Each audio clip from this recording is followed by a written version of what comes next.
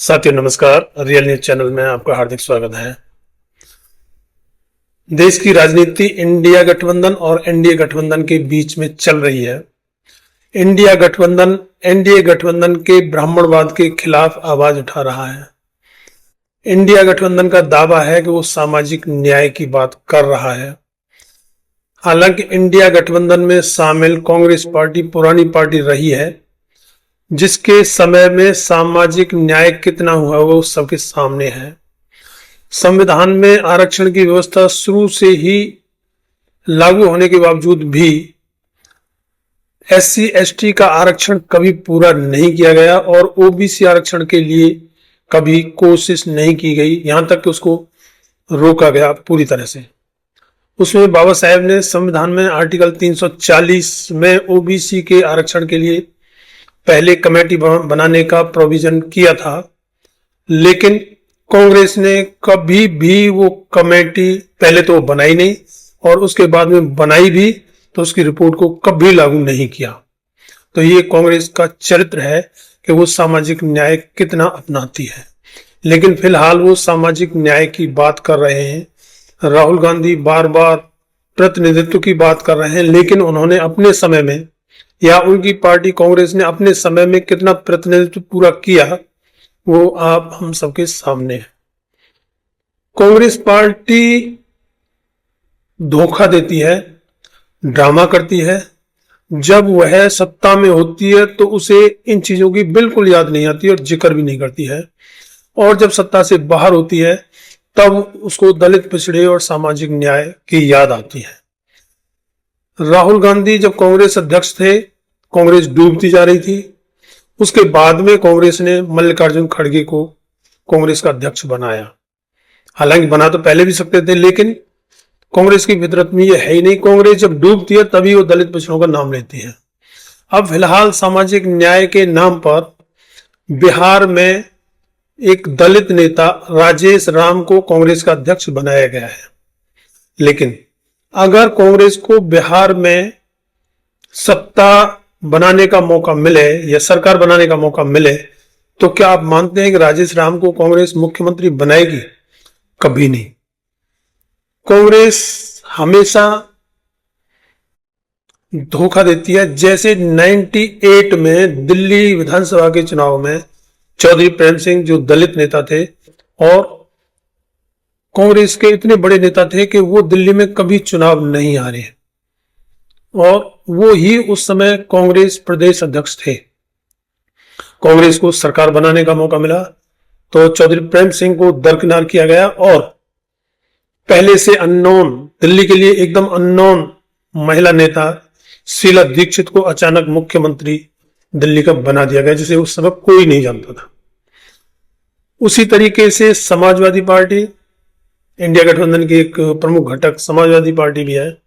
Samajwadi party PDA का नाम लेती है, सामाजिक न्याय की बात करती है, लेकिन जब उसको विधानसभा में, उत्तर प्रदेश विधानसभा में विपक्ष का नेता बनाने का मौका उसके सामने जब आता है तो वो माता प्रसाद पांडे नाम के ब्राह्मण को बनाती है। वैसे वो कहती है सामाजिक न्याय। काशीराम साहब और अंबेडकर साहब के नाम पर बने हुए शहरों और संस्थानों के नाम चेंज करके वो जनेश्वर मिश्र पार्क या अन्य नाम रख देती है और नाम लेती है सामाजिक न्याय का और पीडीए का। तो ये इनकी सोच है। इसके अलावा अभी हाल में जो उपराष्ट्रपति चुनाव हुआ है उसमें बीजेपी हालांकि एक ओबीसी कैंडिडेट सीपी राधाकृष्णन जी को तमिलनाडु से जो आते हैं उनको उपराष्ट्रपति पद के लिए उम्मीदवार बनाती है, लेकिन इंडिया गठबंधन एक सवर्ण वी सुदर्शन रेड्डी जी को उपराष्ट्रपति पद के उम्मीदवार बनाती है। जब उसको कहीं पद देना होता है, कहीं पावर देनी होती है, कहीं की पोस्ट पर अपॉइंटमेंट करनी होती है, तब कांग्रेस और सपा दोनों को ही सवर्ण याद आते हैं। लेकिन वोट लेने के लिए वो जरूर दलित पिछड़ों का सहारा लेते हैं। उसी तरीके से कई घटनाएं आपको मिल जाएंगी। अब उत्तर प्रदेश में कांग्रेस अध्यक्ष एक सवर्ण अजय राय को बनाया हुआ है, और जिस तरीके से सामाजिक न्याय की चर्चा हो रही है, देश में सामाजिक न्याय का मुद्दा उभर रहा है, उसके तहत हो सकता है उत्तर प्रदेश विधानसभा चुनाव से कुछ पहले अजय राय को हटाकर किसी दलित नेता को कांग्रेस अध्यक्ष का पद दे दिया जाए। लेकिन वो सब होता है सिर्फ चुनाव के लिए या जनता को दिखाने के लिए। इंडिया गठबंधन में घटक दल कांग्रेस, सपा या अन्य और भी हैं, उनका जो आत्मा का मिलन है वो सवर्णों का है।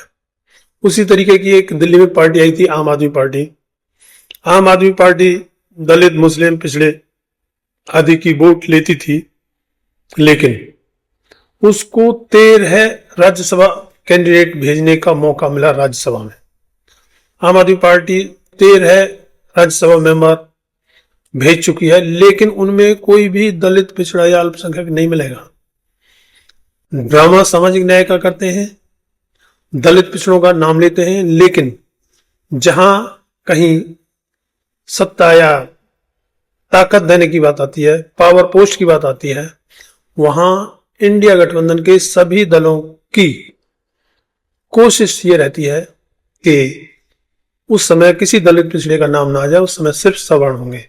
हालांकि भारतीय जनता पार्टी मनुवादी पार्टी कही जाती है और है भी, उसमें सवर्णों को ही ज्यादा तरजीह दी जाती है, लेकिन सिर्फ दिखाने के लिए ही सही बेशक।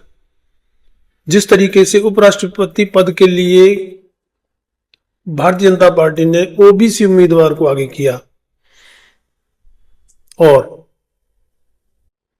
सत्ता में केंद्र में पहले राष्ट्रपति पद पर और राष्ट्रपति पद पर एससी कैंडिडेट को आगे किया, उसके बाद में अब जो वर्तमान में राष्ट्रपति हैं वो आदिवासी समाज से। तो चाहे भारतीय जनता पार्टी दिखाने के लिए करे, लेकिन शो तो करती है। इंडिया गठबंधन में कांग्रेस, सपा, आम आदमी पार्टी या अन्य कोई ये दिखाने के लिए भी नहीं करते हैं। तो इनके झांसे में आना सिवाय बेवकूफी के कुछ नहीं होगा। फिलहाल राहुल गांधी खूब सामाजिक न्याय की बात करते हैं, प्रतिनिधित्व की बात कर रहे हैं, लेकिन उनका इतिहास बताता है, उस पार्टी का इतिहास ये रहा है कि जब कभी सत्ता में भागीदारी की बात आएगी तो वो सिर्फ सवर्णों के लिए आरक्षित है। उनके यहां कभी वो दलित पिछड़ों को आगे नहीं लाते हैं। इस वीडियो में इतना ही। पोस्ट अच्छी लगी हो तो चैनल को सब्सक्राइब, लाइक, शेयर और कमेंट में अपनी राय जरूर दें कि आप इस बात से कितना इत्तेफाक रखते हैं कि इंडिया गठबंधन की घटक पार्टियां दलित, पिछड़े, अल्पसंख्यक को किसी अच्छी पोस्ट पर या पावर की पोस्ट पर अपॉइंटमेंट में कभी विश्वास रखती हैं या करती हैं, या उनका टारगेट सिर्फ सवर्णवाद ही है। धन्यवाद। जय भीम, जय भारत।